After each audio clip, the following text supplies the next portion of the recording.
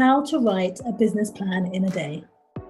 If you keep putting off your business plan because it's either too boring, too overwhelming, or you just don't know where to start, then watch this video because you'll discover how to write a killer business plan in just one day.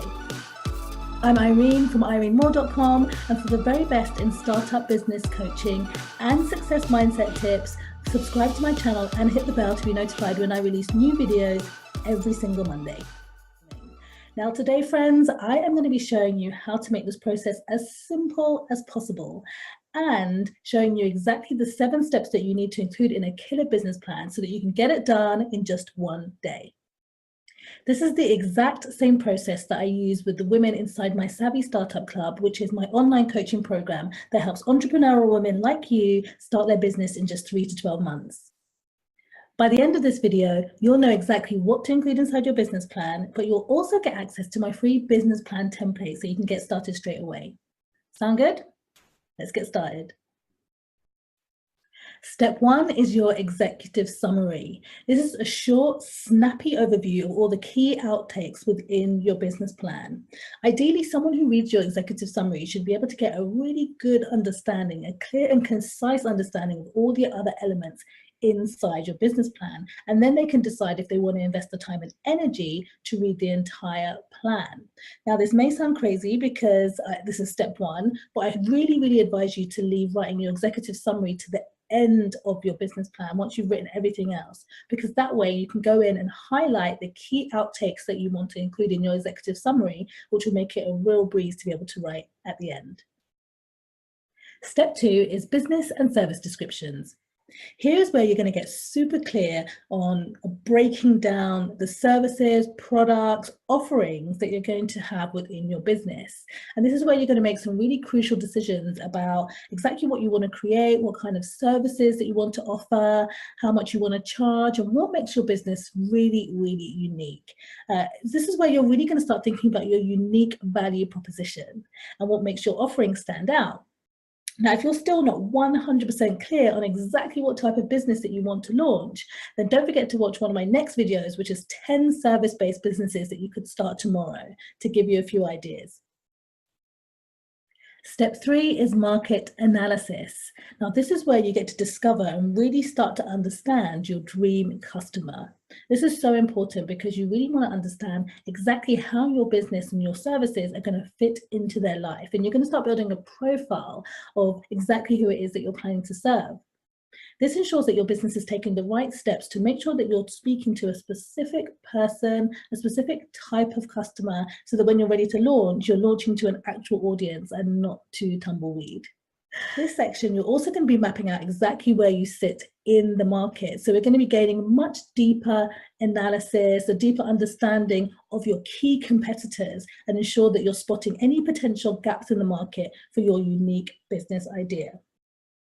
Now, if you have never carried out competitor research before, it can feel a little overwhelming. So make sure you do check out one of my next videos all about how to carry out market research, because I think it will really help you. I'll link to it in the description below. Step 4 is business management. Now, here is where we get to know you and your team that little bit better.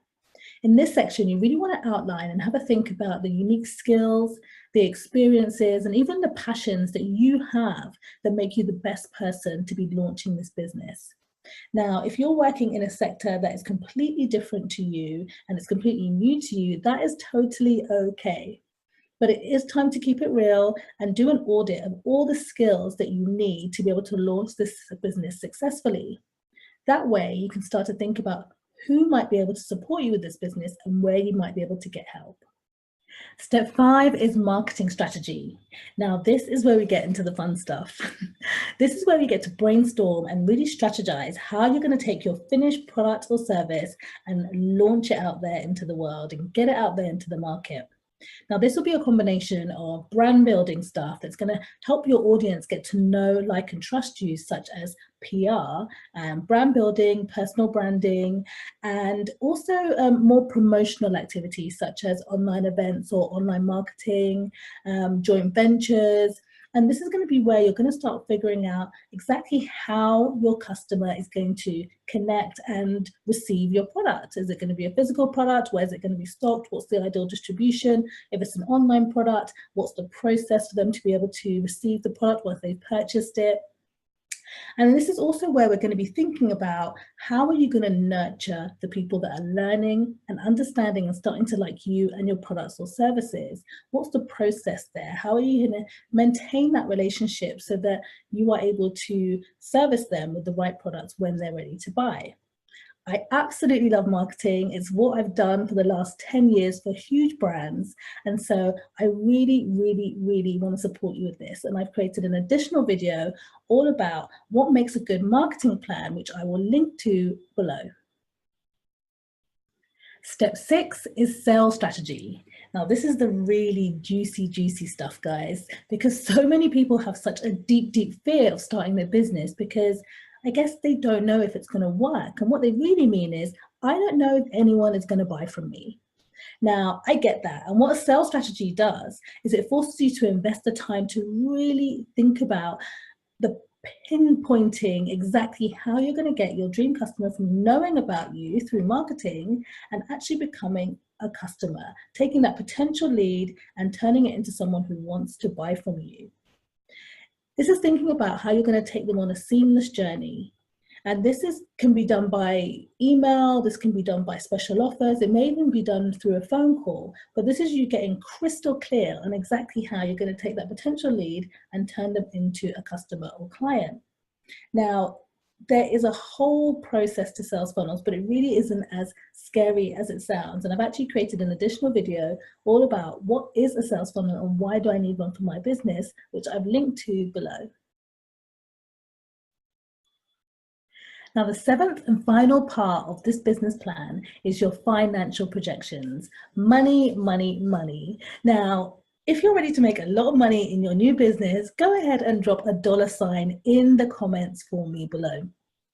Now, this is usually where people tend to want to run for the hills because it basically means that you have to get friendly with Excel, which not many people want to do, and I totally get that. But I don't want to hear I'm creative or I'm not good with money, because as female entrepreneurs, it's really important that we understand, get under the skin of what's going on with our business finances so that we can plan accordingly and make the money that we so desire in our business. Now, your financial projections are really not as scary as everyone thinks they are. And they're largely built up in two parts. So you've got your income and you've got your expenses. So let's start with income. If you want to put your income together, it's really looking at projecting how many units or how many courses or how many consultations that you need to sell, but how many you're planning to sell every single month. And then you want to set that in line with the marketing activity that you're planning to do. So here you need to think about, when is that income going to be hitting your account? Is it going to be a payment up front? Will you get payment before the products are issued? Or will they be 30 days or 60 days after an invoice has been issued? Just so that you can plan accordingly. This is where so many people get stuck in the early years.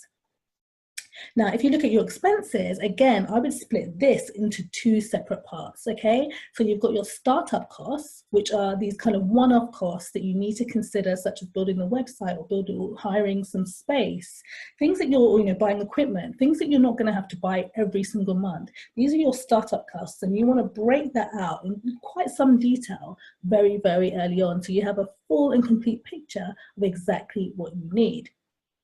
The second part is your monthly running costs. So these are all the smaller costs, such as team, such as some equipment, services, subscriptions, anything that you need to basically keep the lights running in your business, the things that you're going to be paying for on and on again every single month. I strongly recommend that you go ahead right now and plug in those running costs for the entire year. Because what that will do is it will really focus your mind on how much you need to charge to make your business profitable. So many of us get so stuck on what to charge for our businesses, what to charge for our services. And really, we just have to remind ourselves that your business solely exists to create profit for you, and therefore you'll be able to create more impact. So it's really important seeing completely laid out for the year what your expenses are going to be so that you can charge accordingly. So there you have it.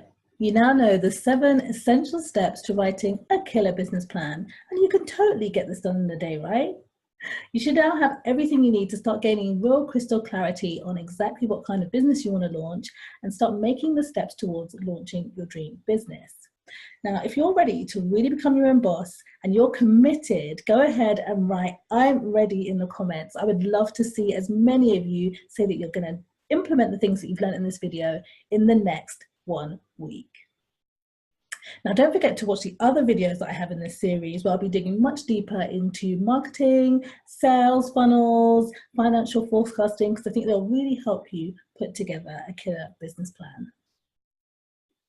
Now you know exactly what you need to put into your business plan. How much easier would it have been if someone just created a fill-in-the-blank template for you that you could just fill in alongside this video? You know I want you to win, right? I've created that exact template for you to download for free over at irenemore.com/business plan. I'll also link to it below.